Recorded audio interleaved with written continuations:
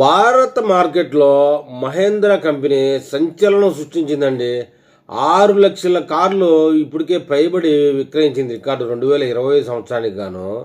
భారత ఆటోమొబైల్ రంగంలో మహేంద్ర చారిత్రాత్మక విజయం అని చెప్పాలి.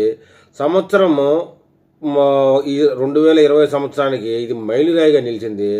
తొలిసారిగా ఒకే సంవత్సరంలో 6,00,000కి పైగా కార్లను విక్రయించడం రికార్డు బ్రేకు. దేశంలో రెండో అతిపెద్ద కార్ల తయారీ సంస్థగా అవతరించింది. ఇప్పటి వరకు ఈ స్థానంలో టాటా మోటార్స్ కంపెనీని వెనక్కి నెట్టి మారుతి సుజుకి తర్వాత స్థానాన్ని మహేంద్ర దక్కించుకోవడం విశేషం. హుందాయ్ 4వ స్థానంలో నిలిచిందని చెప్పవచ్చు.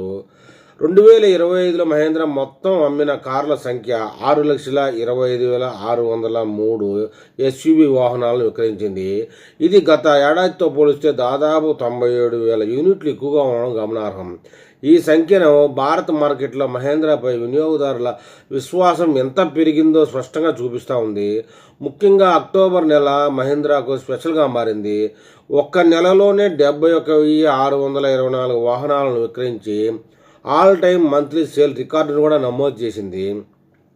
ఈ ఘన విజయంలో మహేంద్ర ఎస్యూవీ లైనప్ కీలక పాత్ర వహించింది.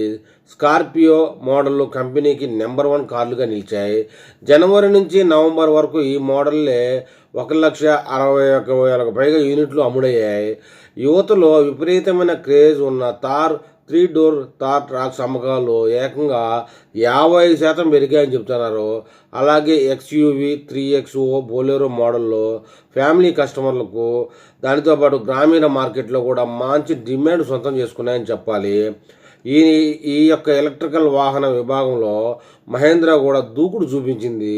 BE6 XEV 9e వంటి ఎలక్ట్రికల్ ఎస్యూవీలు కొత్తగా మార్కెట్లోకి వచ్చినప్పటికీ మంచి స్పందన లభించింది.